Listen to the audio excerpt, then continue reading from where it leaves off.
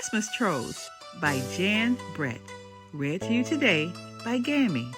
I'm Trevor, and the day my brother Sammy and I went to our neighbor's farm to pick out a Christmas tree was the beginning of the most unforgettable Christmas I ever had.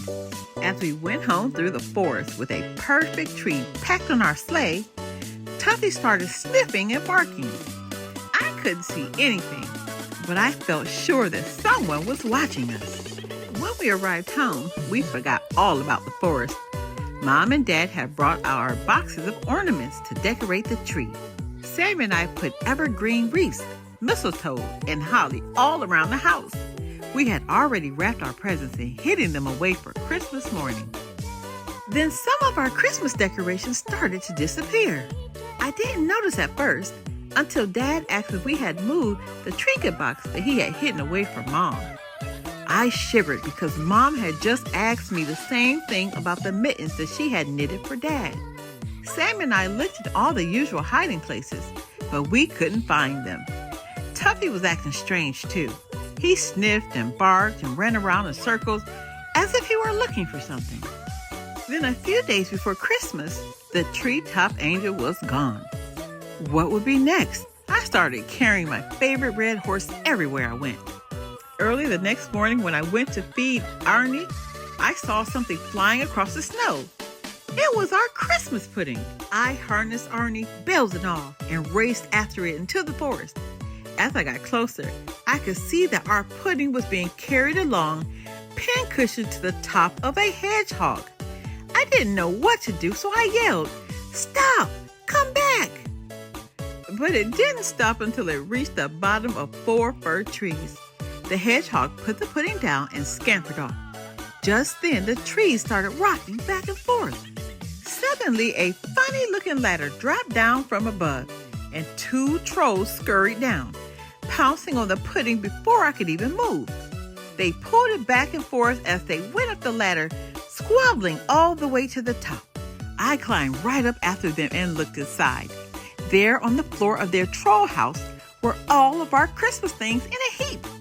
The trolls were grabbing at them, each one wanting what the other one had had. "Hey, trolls," I called. "Those are our Christmas things."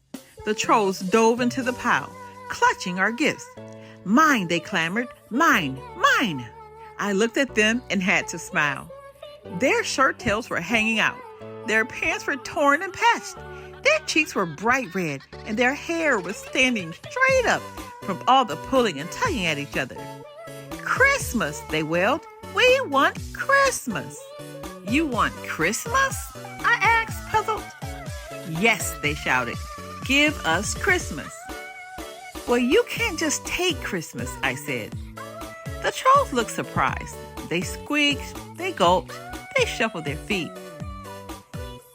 "Want Christmas," they said, sounding miserable. "Okay, you can have Christmas. But first, what are your names?" "Mig," said one. "Tig," said the other. I looked around their messy hut. "Mig, Tig, let's begin getting your house ready for Christmas." I started to straighten up and put things away. They began to help. "Nice," I said when we were finished. "Now let's make your house look like Christmas." We went outside and gathered evergreens, berries, and pine cones. "Now we need a Christmas tree," I told them. "That's easy. You live in trees. You can have 4 trees instead of just 1 if you want." "Christmas trees," they shouted, jumping up and down, and we decorated each of the trees that held up the troll house. Tig and Mig had a small setback on the way back to the hut. I knew I had some more explaining to do. "When I first got there, you were snatching things for yourselves and acting really grumpy. Try playing together and having some fun."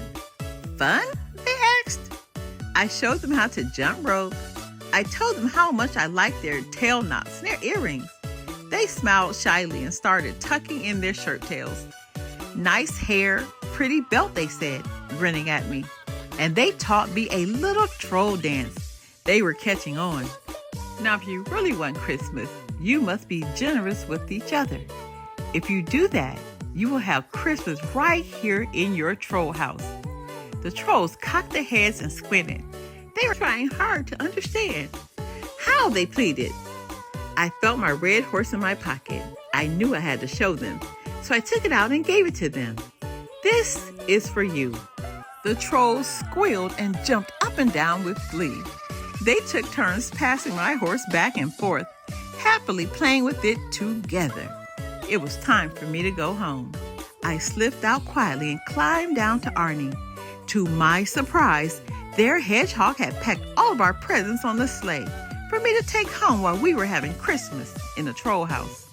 On Christmas morning, Sammy and I ran downstairs to find our tree alight with candles and our stockings filled. We opened our presents in front of the fire. But this Christmas was full of surprises. I heard a bumping and a scratching noise. Tuffy barked. I listened and followed the sounds. Outside on the doorstep was a Christmas present. I unwrapped it and found a wild and wonderful troll horse. Tig and Mig, I exclaimed. When I held it, I knew for sure that the trolls understood Christmas. And I knew that this was the best Christmas ever. The end. We have so much more to learn. Be blessed.